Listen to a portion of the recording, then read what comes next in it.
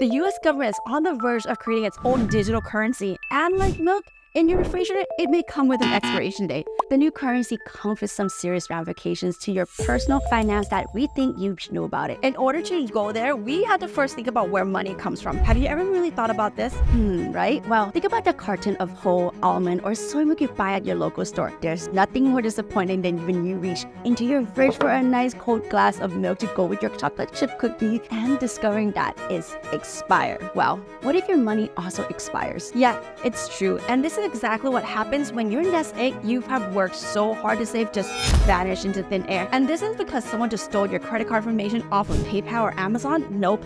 It's because your money has actually expired. As weird as it sounds, this is something that is a meme-worthy Instagram hoax about aliens, whereas the sci-fi nightmare is a reality straight out of the US government's playbook. Before you start thinking, are we conspiracy theorists? Let's explore a little history together. You see, in recent years, there's been increasing unrest over the notion of digital currency. And not just any digital currency, the CBDC, aka Central Bank Digital Currency. Sounds like a government agency out of Monster Inc., right? Sure does. It sure has caused a stir amongst us trying to financially plan for the future. But don't worry, we're here to shed some light on why this matters, unbiased views on implications for the economy and how it can affect you. Even better, if you stick with us all the way to the end, you'll even learn how this all ties into classic Tom and Jerry cartoon, but more on that later. So what in the world is CBDC? Are you guys Guardian of the Galaxy fans?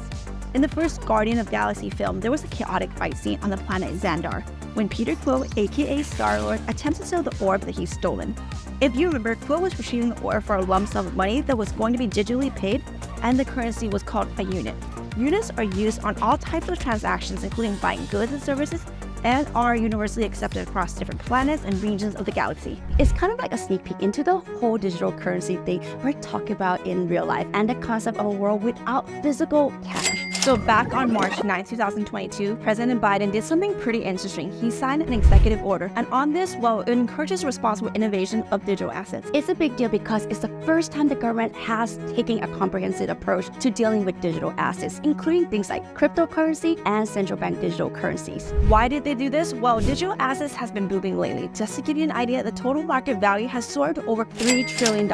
That's a massive jump from just 14 billion 5 years earlier. Just so that we're on the same page here, the executive order doesn't actually create the digital currency itself. It simply lays out what the government needs to think about when they decide whether or not to actually create one, kind of like priorities and digital roadmaps. So you might be wondering why some people think the CBDC is definitely happening soon. You see, in April of 2023, the Fed rolled out a new payment gateway called FedNow. Now, while the payment system and CBDC are kind of connected, it's super important to know that they're not exactly the same thing. So let's break it down for a bit. The FedNow payment system isn't a currency itself. Instead, it's more like a service that helps make real-time payments happen. Now, when we talk about central bank digital currency, that's a totally different ballgame. It's a digital version of the US dollar created and backed by the central bank. With the CBDC, it's all about central control. Either the government or the central bank has full control of making it and spreading it around. This digital currency is designed to be accessible and usable by a wide range of users, including individuals, businesses, and government agencies. To use it, it typically need a digital wallet or similar setup. Now, here's where it differs from other digital currencies like Bitcoin or Ethereum. The US CBDC wouldn't operate on a decentralized system. Instead, it will be governed and issued by the central bank, meaning that it would be in charge of it. The US CBDC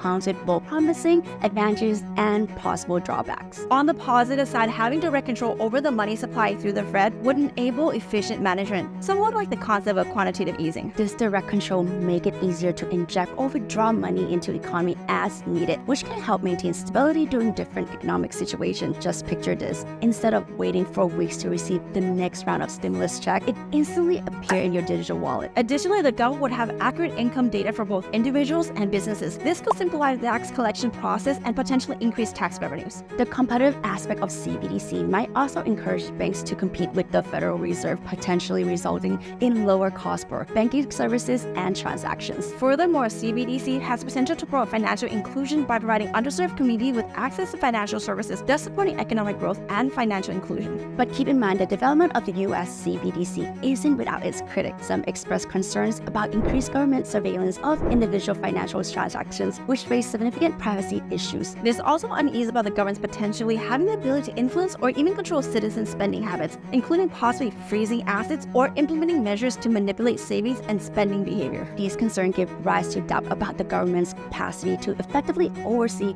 CBDC. Not only that, but there's also fear of potential government abuses of power, to the extent that they may cause the digital currency of citizens to become invalid. Needless to say, there's a lot to think about here, and if you think no government has ever lost your hard-earned money, think again. According to Cointelegraph, China's central bank is currently testing a digital yuan that has an expiration date. This means you'll need to use the digital currency before a set date, which could act as a stimulus during economic downturns by encouraging spending. While this can potentially boost the economy, it also comes with risk of personal savings, which is a major concern, especially for people near retirement. So look, we promise you our take on this situation. Here's the deal, whether you're a fan of the idea or not, it appears that most of the world is moving towards a centralized digital currency. In our previous video, we talk about the clear advantages of countries like US in having full control over their currencies. This control is crucial for maintaining economic stability and credibility because it allows them to adjust the amount of currency in circulation as needed. For a powerful nation like the US, this control becomes a stiffening tool for influencing foreign policy. But expecting the government to always act in the public's best interest might be overly optimistic. It's a bit like hoping Tom won't chase after Jerry when he spots him. That would be against his nature. Now that you have a better grasp on the potential shift to digital currency in the United States, watch this video for a deeper explanation of how the US can play a dual role of borrowing and creating money.